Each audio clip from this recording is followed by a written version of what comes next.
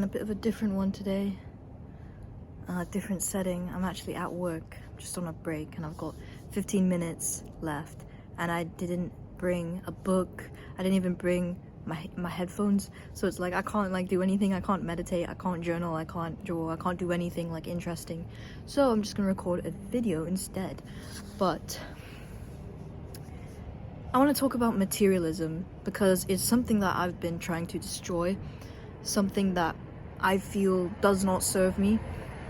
Because, you know, it's nice to have like nice things. It's nice to have a nice phone, nice shoes, nice clothes, a nice car, a nice house, whatever. I think a nice house doesn't count because, you know, everyone wants like a nice home to live in. But then these are the same goals that everyone has. Everyone wants those things. Everyone's working for like a better job so they can get a better house, and, you know, what the fuck? That guy just farted. Anyways, yeah, everyone's chasing the same dream, the same kind of idea of freedom. But the thing is, I think materialism is definitely like just enforced on us. We don't actually want these things. We don't even realize it either.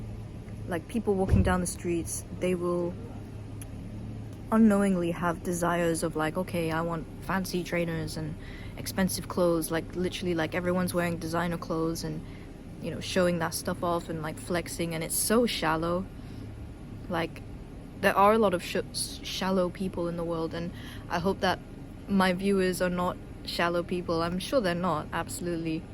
And maybe that's just a small percentage of the world, but then again, it's like money can buy you nice things, money can buy you experiences, and I think experiences are different from materialism, absolutely, because it's better to spend £500 to go to a new country and spend like a weekend there than it would be to spend £500 on a pair of shoes.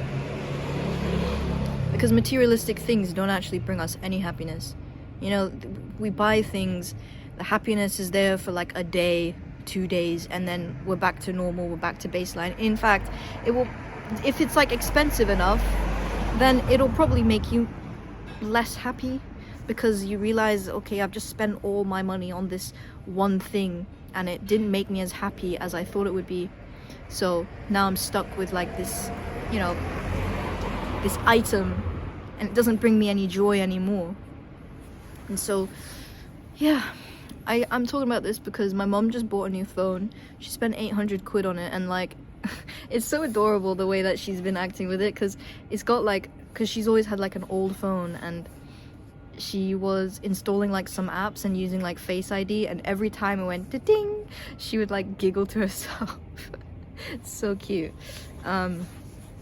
Yeah, but I don't know, man, like, what use is a nice car? Like, the only thing you can really use it for is like, I mean, if you're into cars, like, I get it, because I'm into motorbikes, and I think having a nice motorbike, and by nice motorbike I mean like a dirt bike or a sport bike, but having those like things, if you're actually into them, that's fine, because we all have like different interests, we all want to like spend our money on different things. But if you're just like an average bloke, you know, you don't, like, what is the point of chasing a new car and like getting a new car every 2 years because your one is too like not new enough? And it's like, you know, the last car was fine. I'd rather have like an old car but like be content with my life than I would with, you know, working 60-hour weeks at a shitty job that I don't like, but it pays enough money so that I can buy nice things. I mean, which one would you rather go for? Be broke and happy, or, you know, rich and sad? I mean, that's like two things that just seem to coexist on a different side of the spectrum, you know? What the fuck was that sentence that I just said? That made no sense. But yeah, like, not only that, but like, sometimes I will go on Facebook Marketplace and I'll look at all the cars and the motorbikes, and I look at the price tags and I think like, you know, £40,000 for this like really nice car, and I think like, man, I want that, I want this, and I get all these like new desires, and at the core, like at the center, I know that it doesn't mean anything, but it's nice to have like these ambitions, so to speak.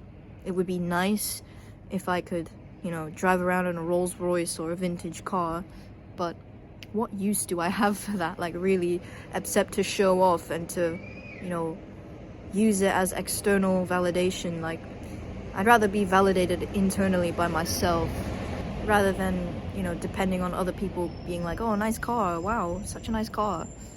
Like, yeah, I know it's a nice car. So what value does a compliment bring? You know what I mean? If you've done the course, the science of, what was it? The science of happiness? The science of well-being? Something like that.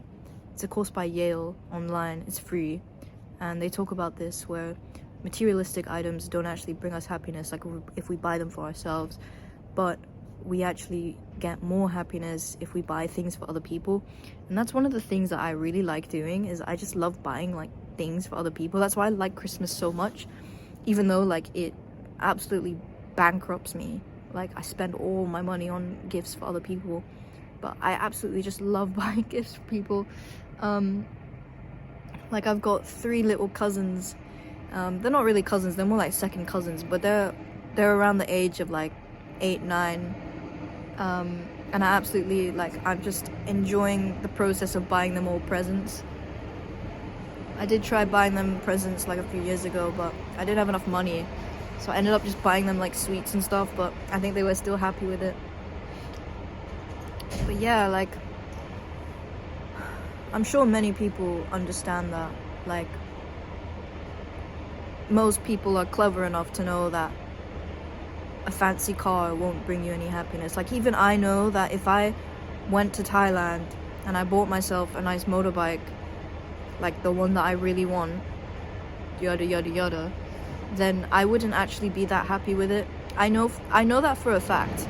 Like, even though like this is something that I really want, I've been wanting a motorbike for years, like a nice one and not like a scooter, like one with 6 gears, and I just love riding one of those. I used to ride my dad's dirt bike, and that gave me so much joy, especially because it was very loud. God, I sound like such a troublesome teenager. But yeah, I mean, I know that it's not gonna make me that happy, especially if I spend all of my money on it and then I'm left with, negative £2,000 in my bank account. Well, not negative, but I mean like £2,000 less than what I had before. I know for a fact it's not gonna make me that happy. But yeah, man, motorbikes are like something I'm very passionate about.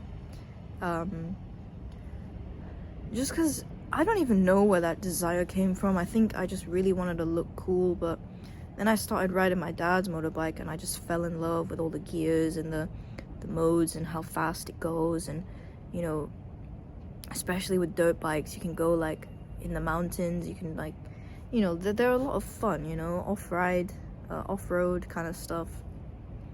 And that's just something I like doing. But I just like driving around, and the problem with a scooter is that it's just so simple. It's just brakes and a throttle. There's nothing else.